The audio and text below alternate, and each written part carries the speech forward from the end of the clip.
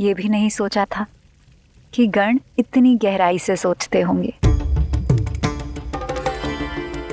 कैलाश का तो रूप ही बदल दिया।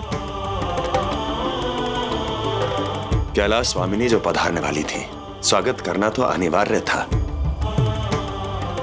कैलाश स्वामिनी माता सती की जय, कैलाश स्वामिनी माता सती की जय, कैलाश स्वामिनी माता सती की जय, कैलाश स्वामिनी माता सती की जय, कैलाश स्वामिनी माता सती की जय।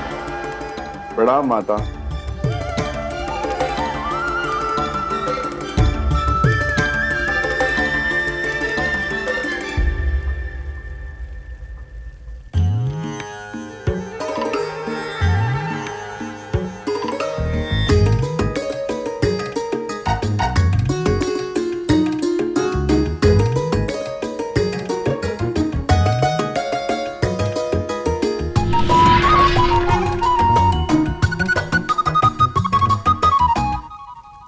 क्षमा करना माता, बैल बुद्धि हो ना तो रीति नीति की समझ नहीं है। जो मिला वो सेवा में ले आया। कोई कमी रह गई हो तो बालक समझकर क्षमा कर दीजिएगा। क्षमा की कोई बात नहीं है नंदी।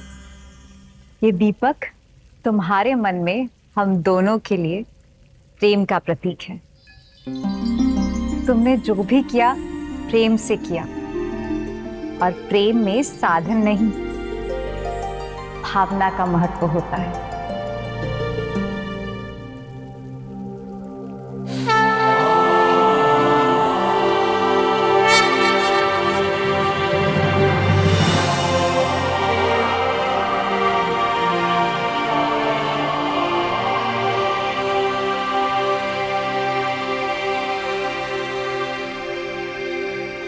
रुकिए माता, अभी कुछ शेष है।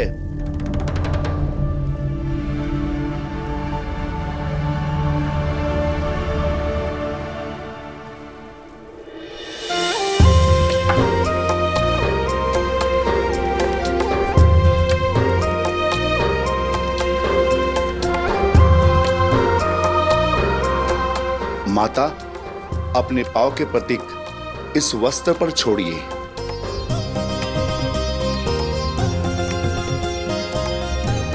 इतना सब तो किया है आप लोगों ने। हमें कहाँ इतनी बुद्धि है माता। ये तो महादेव का सुझाव था। उन्होंने कहा था जीवन में पहली बार किए गए कर्म का बड़ा महत्व होता है।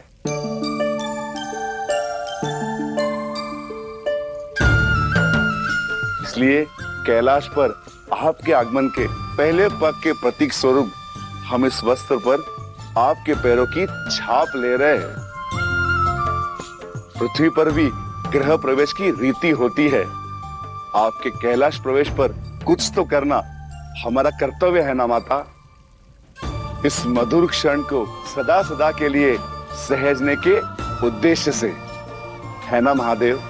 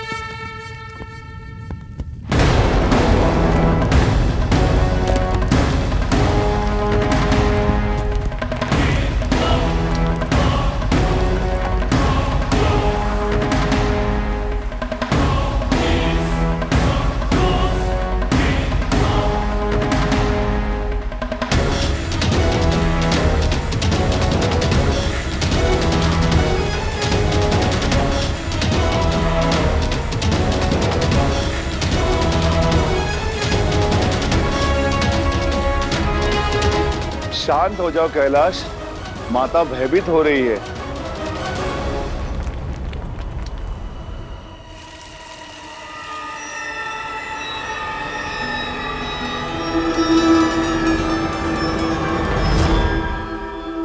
माता भयभीत ना हो, कैलाश आपका स्वागत कर रहे हैं। अद्भुत। संसार में ऐसा स्वागत तो किसी का भी नहीं हुआ होगा।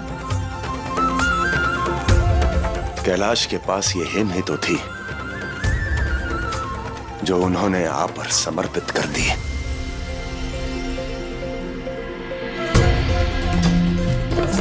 मेरे स्वागत के लिए धन्यवाद कैलाश, धन्यवाद कैलाश, धन्यवाद कैलाश, धन्यवाद कैलाश।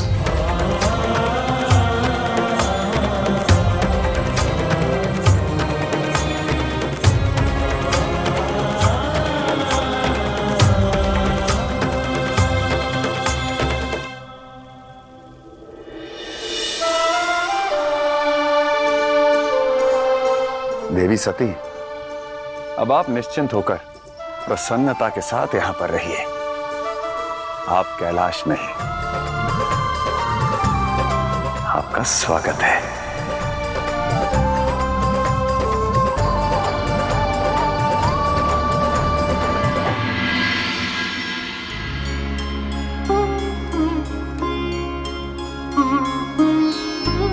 प्रतीत होता है आपको कठिनाइयां हो रही हैं। कठिनाई तो दाम्पत्य जीवन का अंश होता है प्रिय।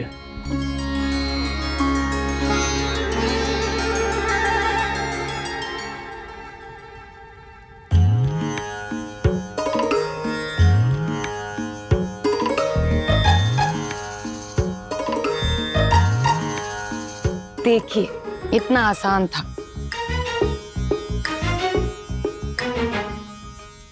मैं तो महादेव के बारे में सोच रही हूँ क्या? कि एक बैरागी गृहस्थ जीवन जीने जा रहे हैं। इस पूरे संसार का भार और सती का साथ क्या वो निभा पाएंगे?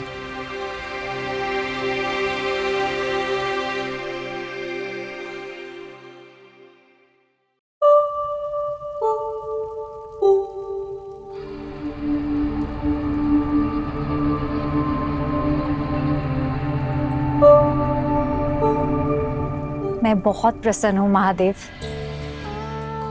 कि आप मुझे वर के रूप में मिले। हमारा विवाह हुआ। आप मेरे पति हैं, मैं आपकी पत्नी हूं। मैं इस संसार में सबसे अधिक सौभाग्यशाली हूं कि आप केवल मेरे हैं।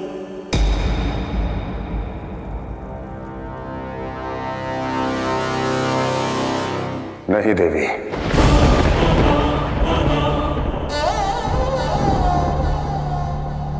मैं केवल और केवल आपका नहीं हूं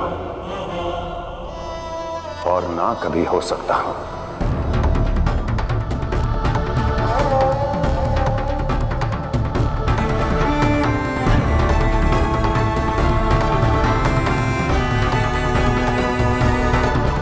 मैं जानती हूँ शिव, आप केवल मेरे नहीं हो सकते। जिसने संसार को कालकूट से बचाया वो केवल मेरा कैसे हो सकता है? आप सहस्त्रों के आराध्य हैं। सृष्टि के नियंत्रण का दायित्व और अनेकों की डोर आपसे जुड़ी है। तो आपकी डोर केवल मुझसे कैसे जुड़ सकती है? पति के रूप में आप मेरे हैं, परंतु शिव के रूप में आप समस्त ब्रह्मांड के हैं। आप तो कण कण में हैं।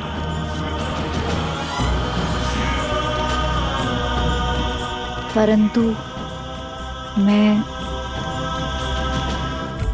क्या मैं इस योग्य हूं कि आपकी अर्धांगिनी होने के रूप में आपका साथ दे सकूं,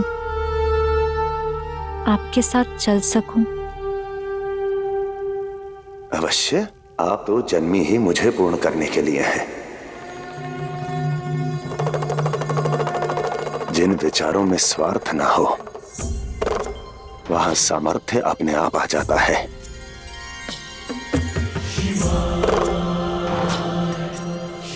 एक सुखद वैवाहिक जीवन की नींव आपसी सम्मान और समानता की भावना पर टिकी होती है। एक पत्नी अपने पति की परछाई नहीं होती, उसका प्रकाश होती है, उसकी सहयोगिनी होती है। सुख में, दुख में, जीवन के हर संघर्ष में उसके साथ खड़ी रहती है। वो भला कैसे ना रह पाएगी?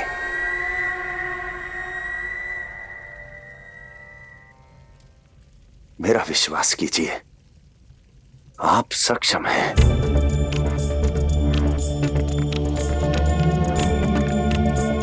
इस शिव की शक्ति है आप। युगों युगों की प्रतीक्षा के बाद आपको पाया है मैंने। आपको पाकर ये शव शिव बना है।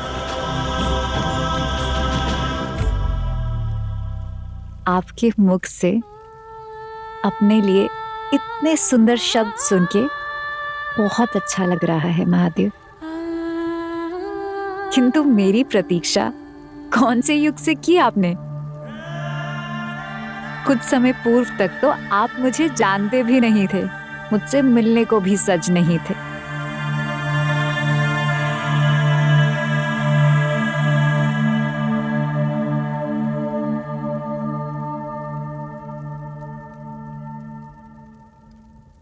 आइए। प्रेम बड़ा अनंत होता है देवी। पाने से मिलने तक और मिलने से समझने तक की यात्रा बहुत लंबी होती है।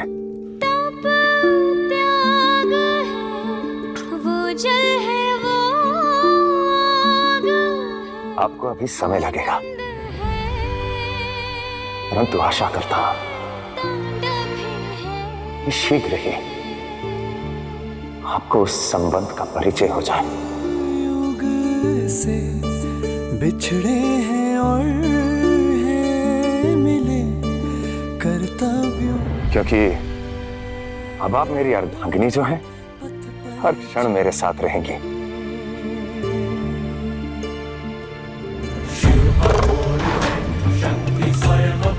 सती, हम एक दूसरे को और हमारे इस संसार को कैसे प्रसन्न रखेंगे, ये हम पर निर्भर करता है।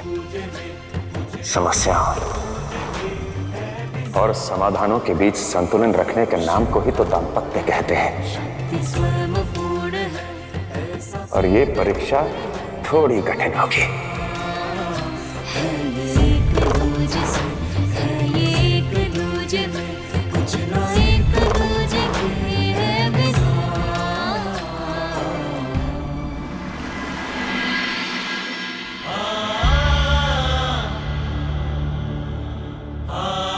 सती के सामने ये भौतिक उपहार, इनका कोई मूल्य नहीं है प्रजापति।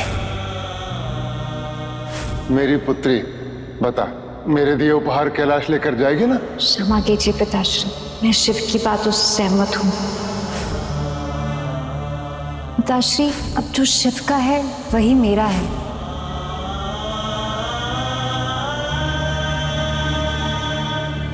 विवाह उपरांत जब एक पिता अपनी पुत्री को विदा करता है तो चैन की सांस लेता है कि मेरी पुत्री का भविष्य उज्जवल है। परंतु मैं भी कितना दुर्भाग्यशाली हूं प्रसूति, अपनी पुत्री को भस्म में जाते देखता रहा और कुछ न कर सका। ऐसी कौन सी भूल हो गई मुझसे? मेरी पुत्री जो ऐसी सुख सुविधाओं में पली बढ़ी, कैसे प्रसन्न रहेगी मेरी बच्ची उस निर्जीव, ठंडे, निर्जन कैलाश पर? कुछ भी तो नहीं है शिव के पास।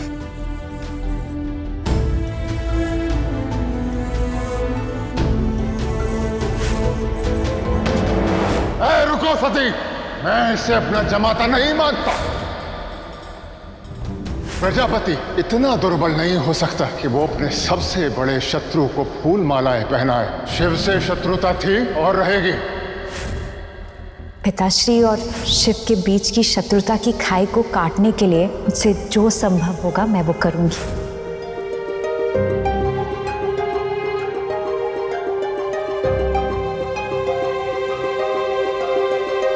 सती, आप अपने पिता को लेकर चिंतित हैं? हाँ शिव, मैं पिताश्री और आपकी शत्रुता का अंत करना चाहती हूँ। मैंने माताश्री को वचन दिया था कि पिताश्री और आपके मध्य प्रेम का संतुलन बनाए रखूंगी।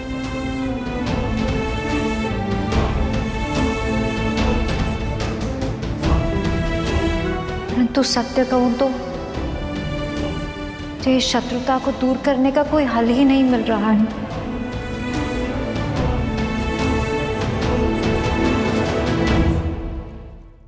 कि अब मेरा अपनी पुत्री पर कोई अधिकार नहीं है। बड़े भैया, चिंता करने के लिए कृपया कोई और विषय ढूंढ लीजिए ना। आप माने या ना माने, परंतु सती के जीवन साथी स्वयं संसार को जीवन देने वाले महादेव हैं। और आप इतना तो जानते ही हैं, महादेव जो समस्त संसार का ध्यान रखते हैं, वो अपनी पत्नी का ध्यान तो रख ही लेंगे। सत्य तो ये है कि आपकी चिंता का कारण कुछ और ही है। जो सत्य आप सती से अब तक छिपाते आए हैं, उसके प्रकट होने का भय है आपको, है ना? कहिए भैया, सत्य कहीं खुल ना जाए, यही आपकी चिंता का उद्देश्य है ना? बस नारद, बस एक शब्द भी और नहीं, और तुम जाओ यहां से। मुझे तुम्हारा मुख भी नहीं देखना। ऐसा क्या कह दिया मैंने बड़े भैया? शिव के पक्ष में बोलने वाले का मुझे मुख भी नहीं देखना है। जाओ। समझ कर भी ना समझ ना बनिए भैया। इस बैर को छोड़ क्यों नहीं देते आप?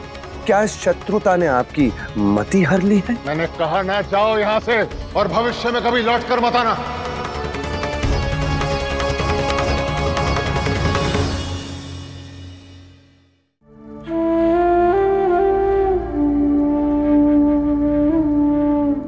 आपका उद्देश्य महान है सती। मैं भी इस शत्रुता का अंत चाहता हूं, क्योंकि शत्रुता का भाव एक व्यक्ति की मति भ्रष्ट कर देता है, उसकी सोच को रोक देता है, उसके सत्य को उससे दूर कर देता है। यदि शत्रुता की दीमक को समय पर नष्ट ना किया जाए, तो यही दीमक व्यक्ति के मन, उसकी बुद्धि, उसके विचारों को नष्ट कर देती है।